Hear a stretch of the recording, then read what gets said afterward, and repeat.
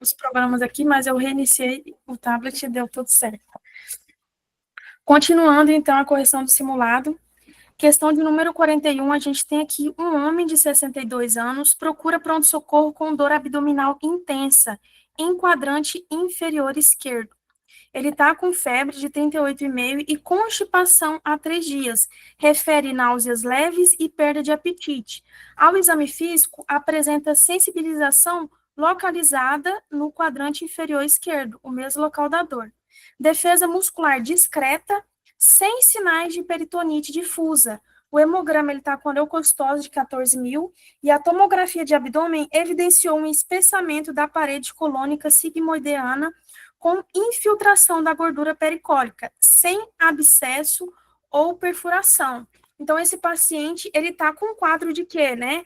Como eu sempre costumo falar, apendicite do idoso, né, do velhinho, apendicite do idoso, ali do lado esquerdo, isso é um quadro de diverticulite, né? E nesse caso, o paciente aqui não tem abscesso e não tem perfuração. Então, é um quadro de diverticulite não complicada. E aqui na questão está perguntando para a gente qual a conduta inicial mais apropriada para esse paciente. Eu trouxe uma fotinha aqui, né, de uma parte da nossa aula de diverticulite da mentoria que vai entrar agora. Quando a gente tem um paciente com diverticulite não complicada, quem que é esse paciente? É um paciente estável, afebril, clinicamente bem, aceitando a dieta e imunocompetente, tá? Cuidado que apareceu ali no enunciado, o paciente está com perda de apetite. Perda de apetite e não aceitando a dieta são coisas diferentes, né? Perda de apetite, ele não está com vontade de comer. Agora, quando não está aceitando a dieta, é aquele paciente que não está conseguindo comer, né? Então, a gente precisa internar esse paciente para fazer uma nutrição na veia, né? Uma nutrição parenteral. E quando a gente tem esse paciente aqui com diverticulite não complicada, a gente faz o tratamento de adequação da dieta e antibiótico-terapia via oral, né, com ciprofloxacino mais metronidazol. Se você está em uma questão de cirurgia e não sabe qual antibiótico utilizar, chuta ciprofloxacino mais metronidazol, que tem grande chance de você acertar. Ou se for endovenoso, né, troca o ciprofloxacino por ceftriaxona, mas também existe a ciproendovenosa, certo? Então, a alternativa que traz para a gente esse tratamento aqui é a alternativa letra B, né? Antibiótico-terapia oral, dieta leve, observação ambulatorial, se não houver complicações. Quais complicações? O abscesso e a peritonite, que já trouxe aqui para a gente, né, que o paciente não tem abscesso e não tem perfuração, né, então não tem peritonite. Rincher 1, exatamente, Pedro.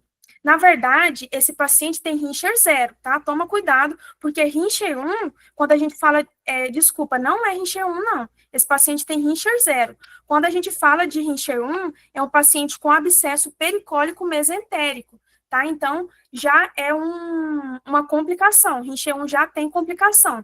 Esse paciente, na verdade, tem Rincher 0, ok?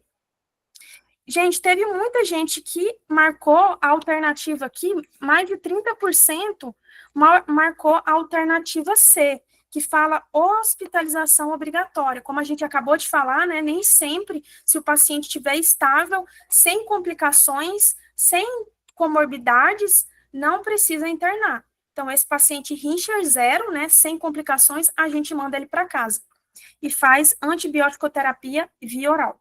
Ok? Ficou alguma dúvida nessa questão? Prosseguimos.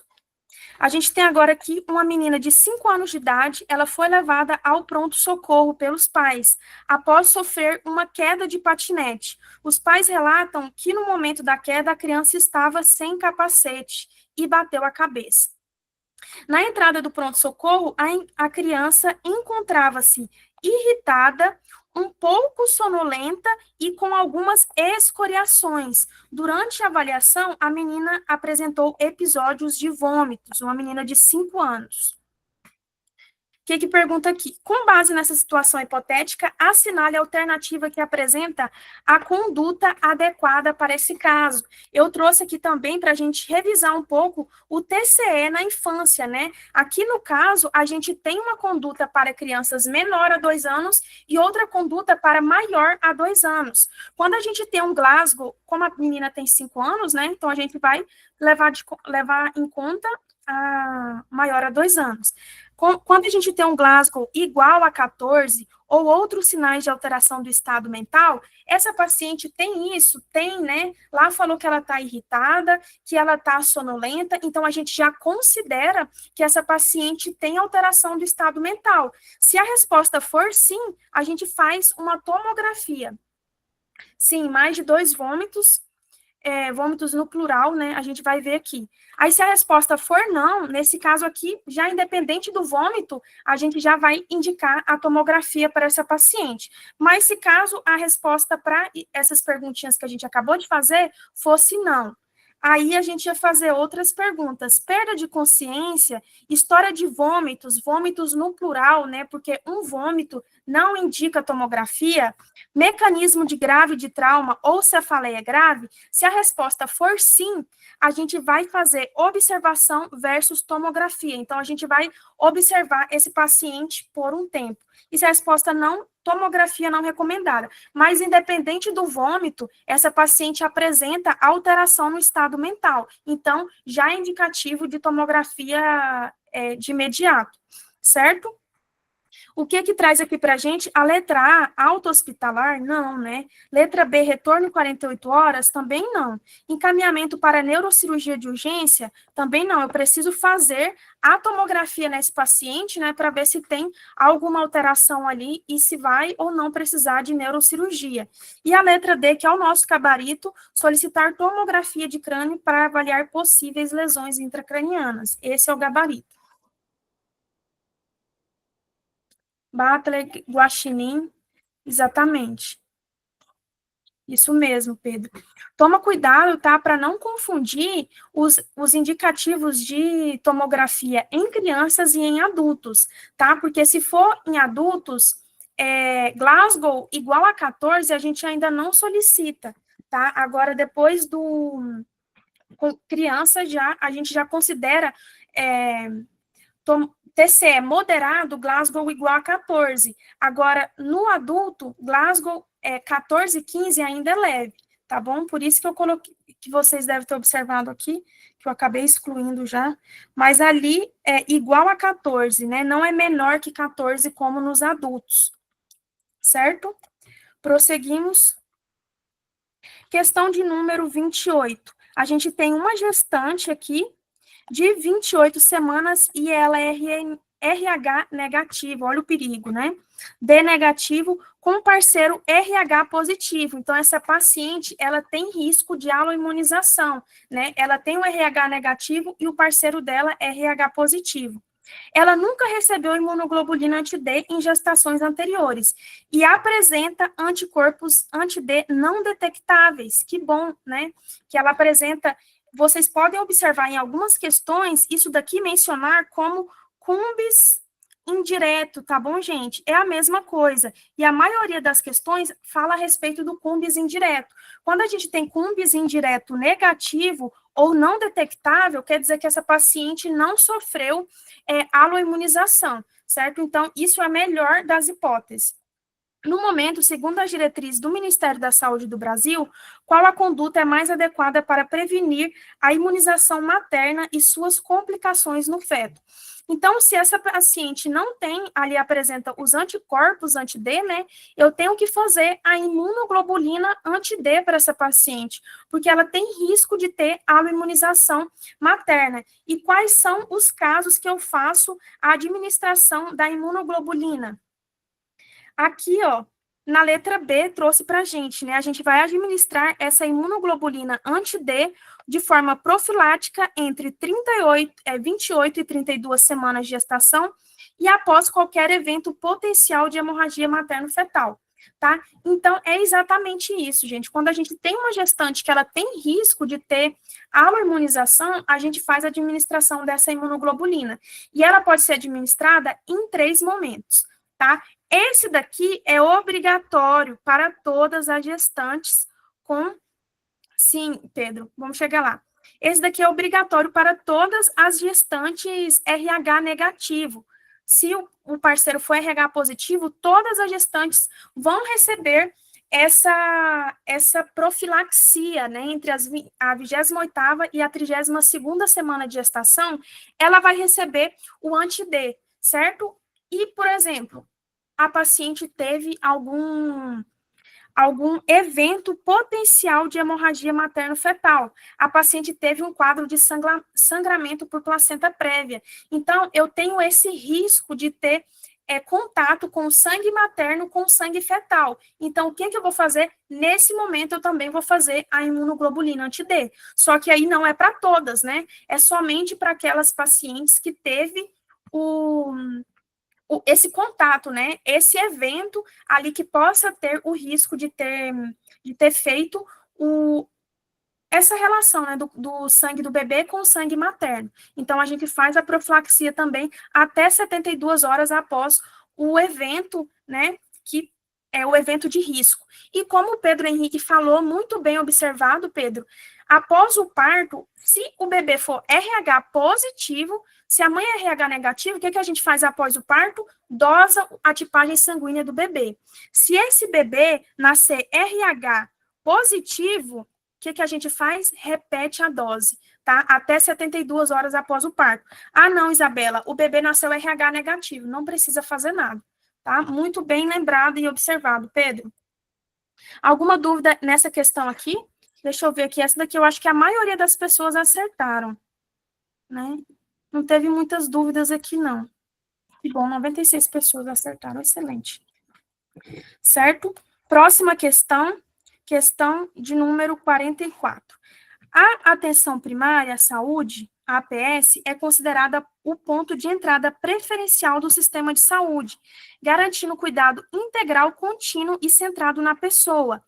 Entre os seus atributos essenciais e derivados, inclui-se longitudinalidade, integralidade, coordenação do cuidado, acessibilidade, orientação familiar e comunitária.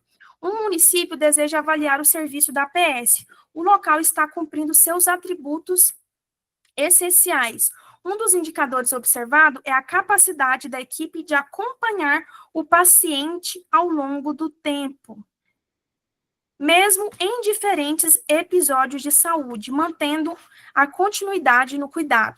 Qual atributo da APS está sendo descrito? Gente, o atributo responsável por acompanhar o paciente ao longo do tempo, né? O bebê, a APS, ela tem esse atributo que é opa, saiu minha canetinha, que é a longitudinalidade. O que diz respeito à longitudinalidade?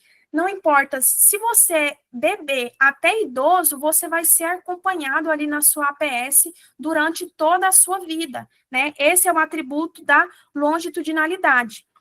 Eu coloquei aqui para a gente revisar, né, os atributos da atenção básica. Eu adoro esse mnemônico aqui, né, a respeito do PICLES. Para você saber os atributos da APS, você precisa lembrar do PICLES, né? P, de primeiro contato. O que diz respeito ao primeiro contato? A APS, né, a atenção primária à saúde, é a porta de entrada preferencial do seu contato ali na saúde. Como a Elisa acabou de falar, né, a APS, ela tem até 95% de resolubilidade dos problemas relacionados à saúde. Então, a porta preferencial é a atenção primária à saúde. Integralidade, né? A APS vai tratar o paciente como um ser completo, vai ser um atendimento integral, né? Como um ser biopsicossocial, vai trabalhar ali a respeito, né, de ecomapa, como o ser se interage ali no meio social. A coordenação do cuidado, o que diz respeito à coordenação do cuidado? Se o meu paciente diabético precisa fazer um rastreio de nefropatia diabética, de retinopatia diabética, eu vou estar encaminhando ele lá para o oftalmologista, para ele estar realizando o exame de fundo de olho. Então, esse paciente, eu faço a coordenação do cuidado dele para outro profissional e depois ele volta para mim. A longitudinalidade, que foi o que a gente acabou de falar, né, que o paciente é acompanhado de forma longitudinal, desde bebê até idoso. E esses são os atributos essenciais. Isso é essencial, é obrigatório todos os pacientes ser tratados com esses atributos essenciais. Agora, os derivados vai derivar de paciente para paciente, de comunidade para comunidade. E os derivados, a gente vai lembrar ali do ES, do final do Picles, né? Que é o enfoque social. Gente, tem gente que gosta de picles e tem gente que não gosta de picles, né? E as pessoas que não, eu, por exemplo, não gosto de picles. Então, quando eu vejo picles, o que eu falo? Eco. E-C-O. Eco. Eu não gosto. Então, isso é o que vocês vão lembrar dos atributos derivados da APS. O E de enfoque familiar, né? Será que é necessário ou não é necessário abordar o enfoque familiar? Depende, vai que o paciente mora sozinho, né? Então, isso é derivado. Competência cultural, por exemplo, o paciente que é ali romani, paciente indígena, enfim, será que é necessário abordar essa competência cultural do paciente e a orientação comunitária, né?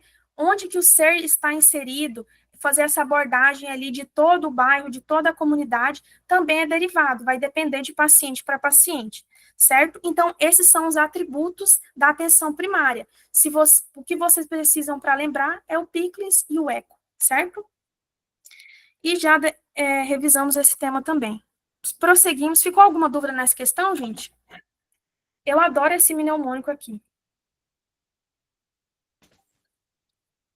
Um homem de 45 anos, olha a questão 45, homem de 45, adorei. Pode falar, Carol. Ô, Isa, para eu fazer essa diferenciação da longitudinalidade para a coordenação do cuidado, sempre vai ter na coordenação encaminhamento, no caso, para o especialista, e a longitudinalidade vai citar que desde criança, cuida lá, bonitinho. Sim. Pode ir para atenção secundária e volta. Quando esse atributo da APS, gente, tomem muito cuidado para não confundir os atributos da APS com os princípios do SUS, né? Que muitas questões, inclusive na minha prova, eles gostam de fazer esse embate de atributos da APS com princípios do SUS. Aqui, quando a gente fala de coordenação do cuidado, está muito relacionado com aquele princípio do SUS de referência e contra-referência, né? Eu vou referenciar o meu paciente para o especialista e ele vai contra-referenciar para mim. Então, eu faço assim, uma referência, olha, meu paciente precisa de uma fundoscopia para avaliar retinopatia diabética.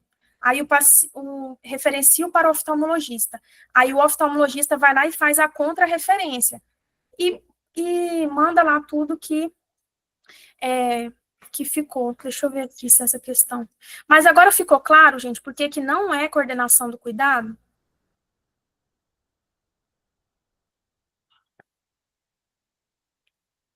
Então, gente, questão errada é questão aprendida, né? Para não errar lá no dia da prova. Certo? Ficou claro, ô Carol?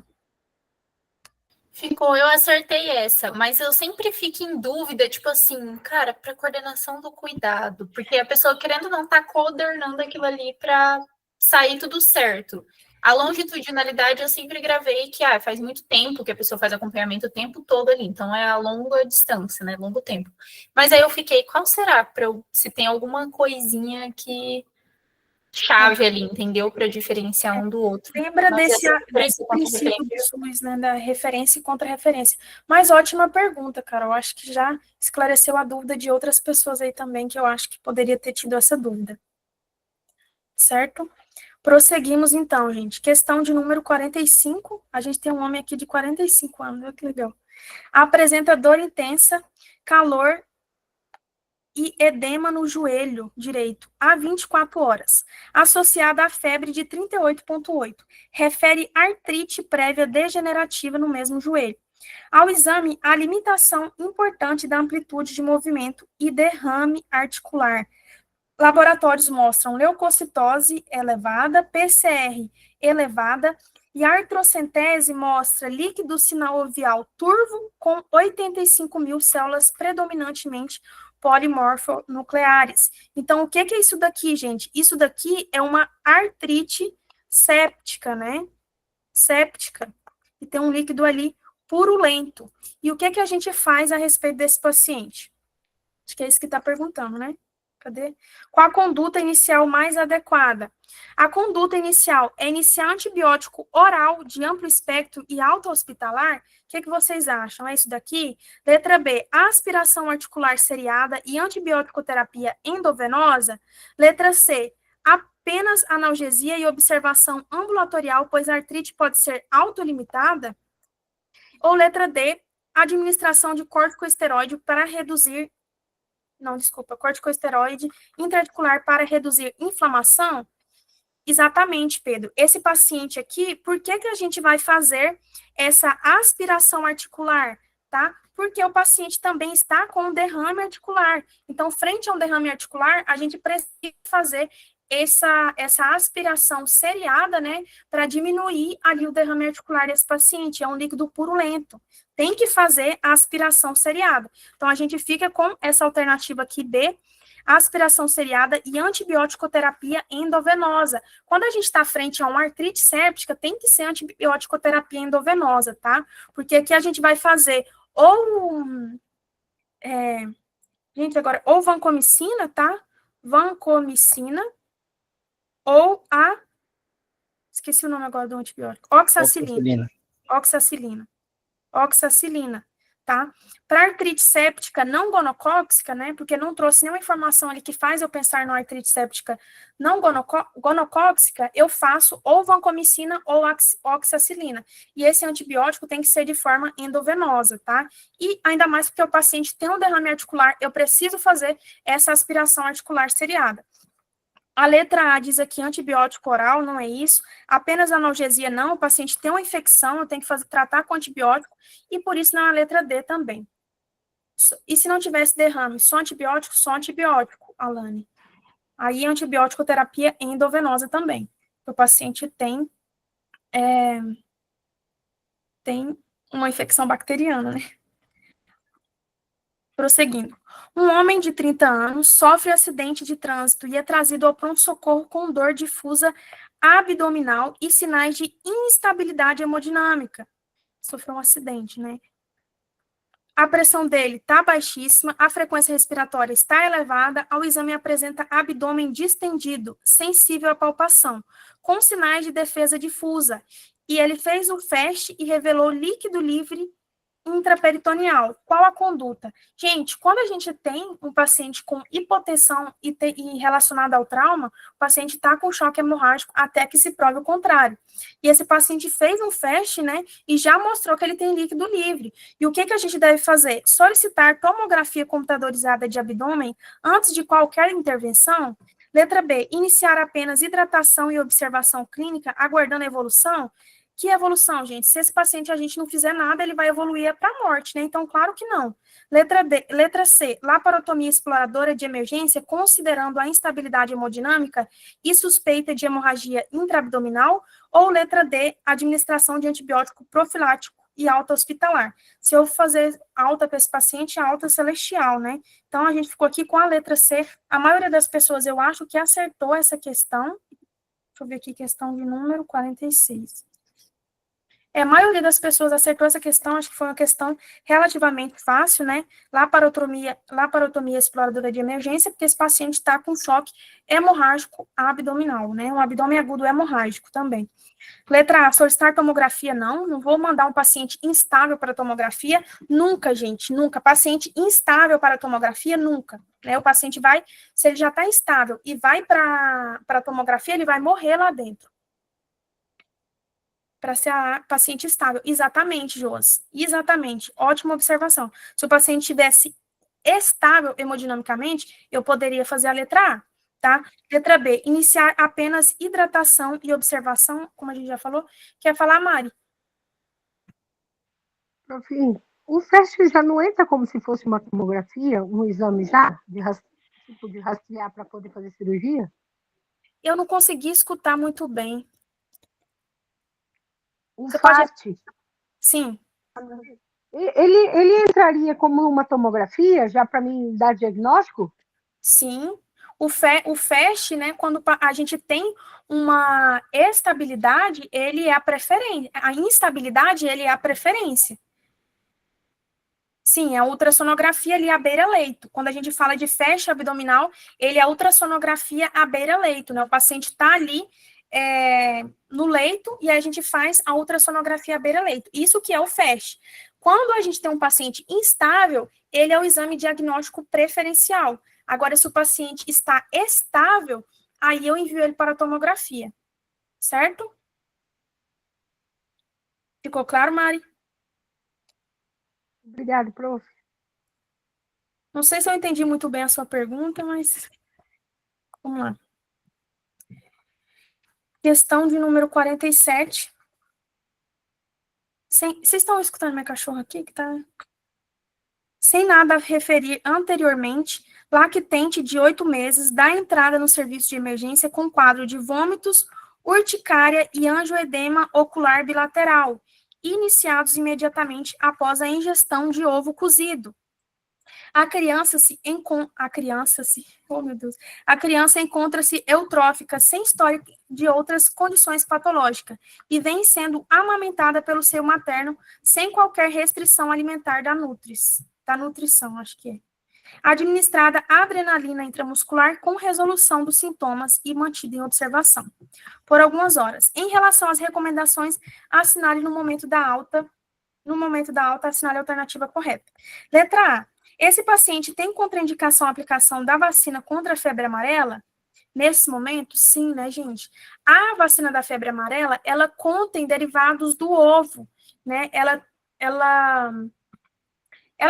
contém derivados do ovo. Então, um paciente que tem um contato ali de anafilaxia, que foi o quadro desse paciente, a gente contraindica a vacina de febre amarela. Ah, o paciente teve uma coceira. Não, tá? É só anafilaxia grave, né? Que foi o caso desse paciente aqui, teve que receber adrenalina. Então, no caso de anafilaxia, a gente contraindica a vacina de febre amarela por conter resquícios do ovo, tá? Então, essa é a alternativa.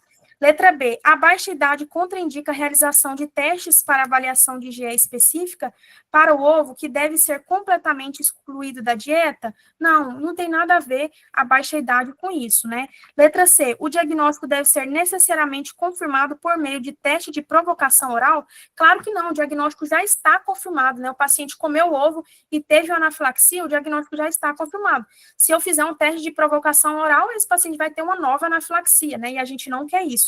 E letra D, a necessidade de interromper o aleitamento materno também nada a ver. Esse tipo de alternativa que sempre vai estar errada em qualquer questão, tá? Na maioria das questões, em qualquer não. Mas na maioria das questões, o Revalida coloca isso daqui só para preencher questão, tá bom? Então, tomem muito cuidado, ainda mais o paciente que estava mamando no peito normal, a causa desse quadro dele foi o ovo, né? Acho que questão relativamente aqui, deixa eu ver, a maioria das pessoas também acertou. Sim. Próxima questão. Então, estamos terminando aqui, pessoal. Mulher de 36 anos de idade, secundigesta, está na 27ª semana de gestação. Está realizando o pré-natal na UBS. Relata que sua primeira gestação transcorreu de forma tranquila e que seu filho nasceu bem, de parto vaginal, pesando 4,2 kg, né? Um super bebê. Ao exame físico, nota-se pressão arterial 120/80, ausência de edemas, e ao exame obstétrico, altura uterina de 28 centímetros, está conforme ali a idade gestacional da paciente. Batimentos cardíacos fetais 144, movimentação fetal presente, realizou glicemia de jejum na primeira consulta com resultado de 83 miligramas por decilitro. Em relação ao rastreamento de diabetes gestacional, é indicado para essa paciente. Né, eu coloquei aqui para a gente poder revisar como a gente faz o diagnóstico, isso aqui também é lá da nossa aula de diabetes gestacional. A gente vai realizar primeiro, né, ali na primeira consulta, a glicemia em jejum, como essa paciente realizou. E estava menor que 92. E o que a gente vai fazer? Entre a 24ª e a 28ª semana, a gente vai fazer o TOTG, né, que é o teste oral de tolerância à glicose, com 75 gramas, né, aquele exame ali que todas as grávidas odeiam. Então, isso que a gente vai fazer com essa paciente, certo? Então, a gente fica aqui com o gabarito de qual que traz isso para a gente é a letra D, né? Solicitar teste oral de tolerância à glicose com 75 gramas com 28 semanas de gestação.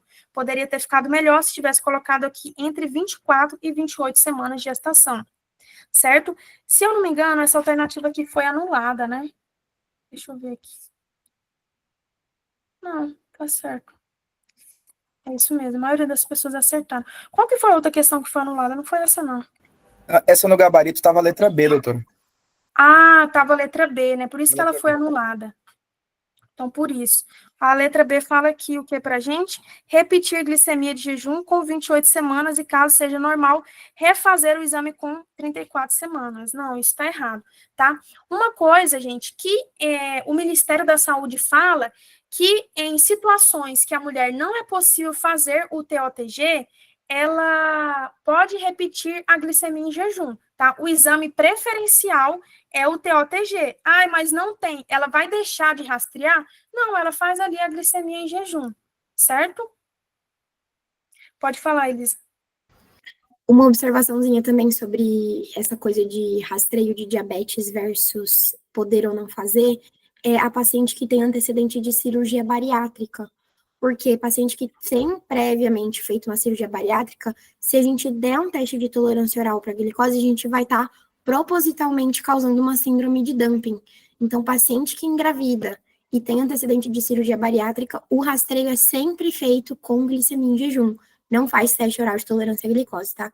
É um asteriscozinho aí que eu já vi caindo em alguma questão do Revalida, se eu não me engano. Sim. Então, se tem cirurgia bariátrica e se não tem disponível na unidade o TOTG, com 24 a 28 semanas, a gente só faz a glicemia em jejum.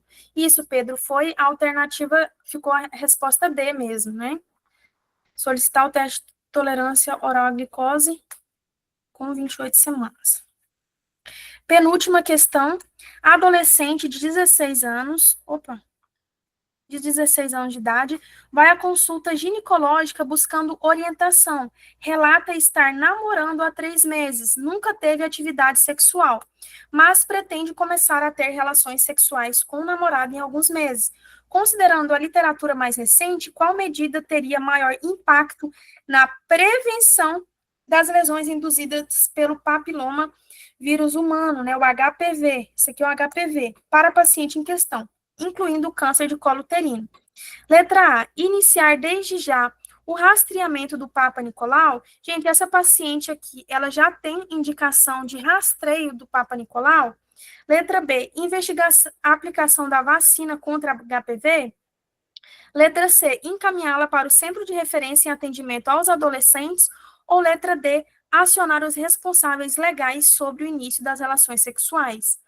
Então, como a maioria acertou aqui, né, a única medida de prevenção que está aqui nessas alternativas é investigar a aplicação da vacina contra o HPV, né? O que previne a infecção pelo HPV é a vacinação contra o HPV. E a medida mais importante, né, para a prevenção do câncer de colo de útero é a vacinação contra o HPV. Gente, teve muita gente que me perguntou assim, Isabela, essa atualização que teve aí a respeito do DNA, né, que a gente agora mudou o rastreio. Gente, se eu fosse vocês, não se preocuparia muito com isso, mas se fosse eu, Isabela, fazendo a prova, eu daria uma lida nessa atualização, né, para, assim, por uma segurança mesmo, mas não fica correndo atrás de atualização agora, a prova de vocês já está pronta, né, isso foi uma atualização super recente, e o INEP não é o tipo de prova que fica ali procurando uma atualização, muito pelo contrário, muitas vezes o INEP é uma prova até desatualizada, então não fiquem se preocupando com essas atualizações que saíram recentemente ou que vão sair por agora, né? A prova de vocês já tem até a nota de corte. Então, o que sair agora não vai cair na prova como atualização. certo? E última questão aqui, uma das questões, acho que é a mais comprida, né? Uma paciente com transtorno por uso de álcool chega a um centro de atenção psicossocial, o CAPS, solicitando apoio para ficar em abstinência, né? Que ótimo, uma pessoa que bebe e quer parar de beber. É a Cristiane, ela tem 42 anos. É mãe e está desempregada e faz uso de álcool desde os 16 anos, muito tempo, né? Ela conta que aumentou o consumo perto dos 35 anos e que desde então faz uso diariamente e ao longo de todo o dia, com maior consumo à noite. Faz 10 dias que vem diminuindo, estando há 2 dias sem beber, mas não está se sentindo bem. Tem insônia, ela tem náusea e tem inquietação, e por isso buscou ajuda. Ela não tem febre, nem suor, nem tremor e nem sintomas psicóticos. É a terceira vez que ela tenta parar de beber. Nas outras 2 vezes, tentou sozinha e não conseguiu, mas não teve problemas graves de saúde. Não costuma ir à sua UBS de referência e tem receio do que as pessoas podem falar. Na avaliação da equipe, usou o álcool User Disorder Identificação Test, o audit, né? Esse audit, gente, é um teste ali que a gente faz para poder avaliar a dependência alcoólica do paciente. O score da paciente nesse teste foi 24 pontos, isso é bastante ponto, né? Indicando provável transtorno por uso de álcool moderado a grave. Como falou aqui, já trouxe a questão para a gente que ela tem dependência moderada a grave do álcool. Qual das alternativas a seguir descreve a conduta correta do CAPS frente ao caso? Letra A, prescrever inibidor seletivo da recaptação de serotonina e benzodiazepínicos e encaminhá-la para a PS. Gente, essa medicação aqui, né, inibidor seletivo da recaptação de serotonina, não é uma boa droga para fazer ali em paciente que está tentando parar de beber, né? Tem outras drogas que a gente utiliza, o sulfirinan, outras medicações são mais específicas para isso, tá? E encaminhá-la para atenção primária também não é uma coisa assim que a gente tem que fazer de cara, tá? Porque o CAPS também, naloxone também é uma medicação de primeira linha para tratar isso, né, Pedro? Muito bem observado, certo? Letra B, realizar internação compulsória da paciente. E isso caiu, verdade. A gente corrigiu essa questão. Realizar a internação compulsória da paciente pelo risco de desenvolver delírio tremens, né? Não, essa paciente tem risco de desenvolver delírio tremens, mas a gente não tem que realizar internação compulsória, não, né? Ainda mais ali no CAPS, não faz muito sentido essa alternativa. Letra C, deve acolher, ouvir história da paciente e encaminhá-la para o cuidado longitudinal na PS, pois ela deve entrar no sistema de saúde por intermédio da PS, e, se necessário, ser encaminhada para o CAPS. Gente, como a gente falou, né, a APS, ela é a porta de entrada do SUS, mas ela não é a única porta de entrada, ela é a porta de entrada preferencial, mas no SUS, né, a gente tem 4 portas de entrada. Vamos lembrar quais são? A APS, como a gente acabou de falar, as UPAs, né, Unidade de Pronto Atendimento, de Urgência e Emergência. O CAPS também é uma porta de entrada do SUS, e outra porta de entrada são aquelas atenções especiais, como, por exemplo, o Sereste, como, por exemplo, o Centro de Atenção e Acompanhamento de DST, né, tem essas outras especiais também, vamos colocar aqui especiais, que são específicas, né, médico do trabalho e tal. Então, essas são as 4 portas de entrada do SUS, são as 4 formas que o paciente pode entrar em contato com o SUS. Então, essa alternativa C também está errada. E a letra D, que é o nosso gabarito, traz aqui, deve-se fazer observação por algumas horas, avaliar rede de apoio, introduzir diazepam, 10 mg de 8 em 8 horas e tiamina, 100 mg intramuscular por 5 dias, orientar sinais de alerta e marcar retorno breve para a reavaliação do quadro. É exatamente essa alternativa, tá, gente? O diazepam, ele é um benzodiazepínico, então os pacientes que têm esse elevado dependência do álcool, a gente pode utilizar ele por um curto tempo, e sempre que puder fazer o desmame, né, ali a cada 5 dias a gente vai fazendo esse desmame do paciente, porque o diazepam, ele gera dependência, então a gente nunca, é uma medicação que a gente nunca quer ficar por muito tempo, certo? Mas que tem os seus benefícios ali, principalmente em um paciente como esse, que tem é moderada a grave dependência do álcool, certo? Alguma dúvida, gente? Terminamos a correção do nosso simulado e eu trouxe aqui uma mensagem para vocês, né? Que eu adoro essa frase, que é justo que o muito custe o que muito vale, né? Qual que é o preço da revalidação médica para você? Então, assim, eu acho que é um preço muito alto, né? É muito elevado o preço da revalidação médica. Eu costumo falar, né? E eu tenho certeza disso, que é o meu maior sonho realizado. Mas é um sonho que eu tive que batalhar muito por ele, né? E vocês estão aí, mês que vem já é a prova de vocês, e não desistam, sejam persistentes na caminhada de vocês, que vai dar tudo certo. E eu tô aqui torcendo para vocês. Alguma dúvida? Sem dúvidas? Pronto. Então vamos parar, pode parar. Oh, meu Deus. Como o Pedro falou, né, essa